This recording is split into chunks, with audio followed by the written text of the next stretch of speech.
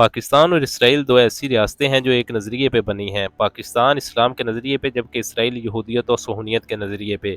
یہ دونوں نظریات ایک دوسرے کا الٹ ہیں اور ان کا ٹکراؤ ہمیشہ ہر دور میں رہا ہے۔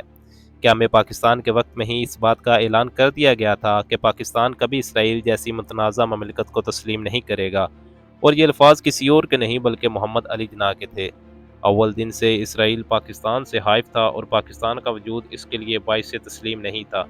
پاکستان کے پہلے وزیر اعظم لیاقت علی خان کو ایک بڑی رقم بطور امداد پیش کرنے کا لالچ بھی دیا گیا تھا، جو کہ اس وقت اربوں کی مالیت تھی، اور شرط رکھی گئی تھی کہ وہ صرف اسرائیل کو تسلیم کروانا چاہتا تھا۔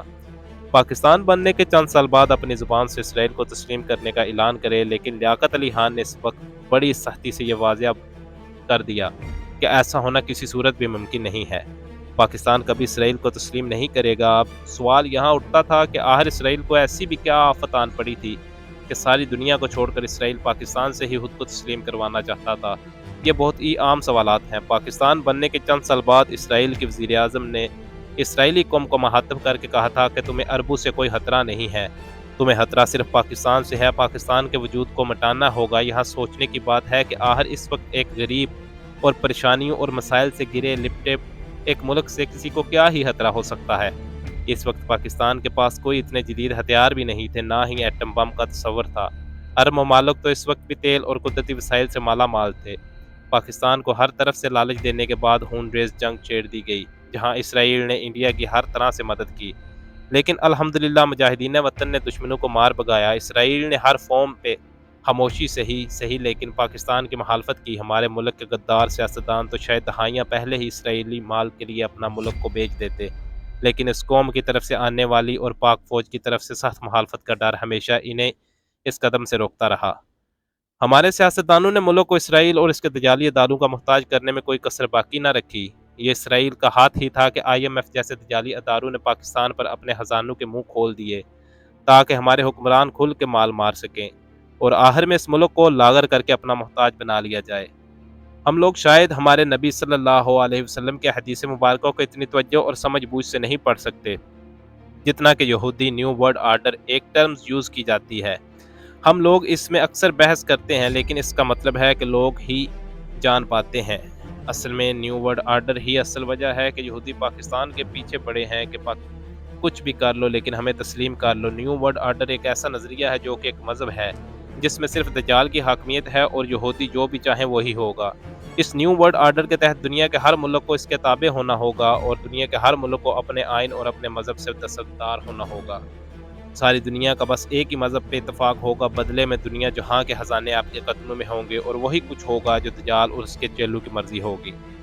اب سوال یہ ہے کہ پاکستان کے لیے اسرائیل کو تسلیم کرنا کیوں ناممکن ہے؟ تو دوستو، اسرائیل کی ریاست وہ ریاست ہے جس سے ہمارے نبی صلی اللہ علیہ وآلہ وسلم کی احادیث مبارکہ کی روشنی میں مسلمانوں کی آخری جنگ ہوگی، جو مشرق سے ہندوستان کو فتح کر چکی ہوگی۔ یہاں سے یہ فوجیں حضرت عیسیٰ علیہ السلام کی مدد کے لیے روانہ ہوں گی۔ حدیث کا مفہوم کچھ اس طرح سے ہے کہ ان کے پاس بہترین ہتھیار ہوں گے اور ان کے شاہ سوار بھی تعریفیں فرمائی جائیں گی۔ مشرق میں بہترین ہتھیار اور بہترین افواج والا مسلمان ملک کون سا ہے بتانے کی ضرورت نہیں ہے۔ شاہ سوار سے میرے ناقص علم کے مطابق شاید نبی دو جہاں حضرت محمد صلی اللہ علیہ وآلہ وسلم کا اشارہ پائلٹس اور جہازوں کی طرف، اور یا پھر مسلمانوں کو زیر استعمال ٹینکوں، میزائلوں یا گاڑیوں کے متعلق ہو سکتا ہے۔ آپ نے فرمایا کہ مجھے مشرق سے ٹھنڈی ہوائیں آتی ہیں۔ دوستوں، مشرق میں کون سا ملک اسلام کے نام اور اللہ کے نبی کی دعا سے وجود میں آیا؟ یا کن کن ہستیوں نے اس ملک کے قیام میں کردار ادا کیا؟ یہ بھی بات بتانے کی نہیں ہے۔ اگر مان کے چلے کہ پاکستان اسرائیل کو بطور ریاست تسلیم کر لیتا ہے تو پھر آخر جھگڑا کس بات کا ہے؟ کیا ہمارے مقتدر حلقوں میں بیٹھے لوگ نہیں جانتے کہ ہر سازش کے پیچھے کون ہے؟ پھر ہمیں اتنی جنگیں کرنے اور 17 سال امریکہ کو افغانستان میں برداشت کرنے کی کیا ضرورت تھی؟ ہمیں ایٹم بم بنانے کی کیا ضرورت تھی؟ ہمیں مقدس مقامات کی حفاظت کی قسم لینے کی کیا ضرورت تھی؟ اتنی فوج کہ یہ ساری دنیا تتر بتر ہو جائے گی۔ اگر آج پاکستان اسرائیل کو تسلیم کرنے کا اعلان کرے تو اگلے 5 منٹ میں پاکستان کے خلاف ہونے والی کسی سازش کا نام و نشان نہیں ہوگا۔ دنیا کی ہر نعمت پاکستانیوں کے قدموں میں ہوگی، کیونکہ اسلام سے آپ دستبردار ہو چکے ہوں گے اور دنیا میں موجود آپ کے مخالفین آپ پہ شکر و شکر کریں گے۔ اگر پاکستان اسرائیل کو تسلیم کر لیتا ہے تو یہودی نیو ورلڈ آرڈر میں کامیاب ہو جائیں گے۔ صرف پاکستان ہی وہ اسلامک ملک ہے جس کی کارستانیوں کو تسلیم نہیں کرتا اور وہ انہیں تسلیم نہیں کرے گا۔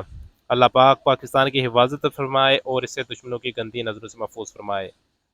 اپنا اور اپنے چاہنے والوں کا بہت سارا خیال رکھیے گا۔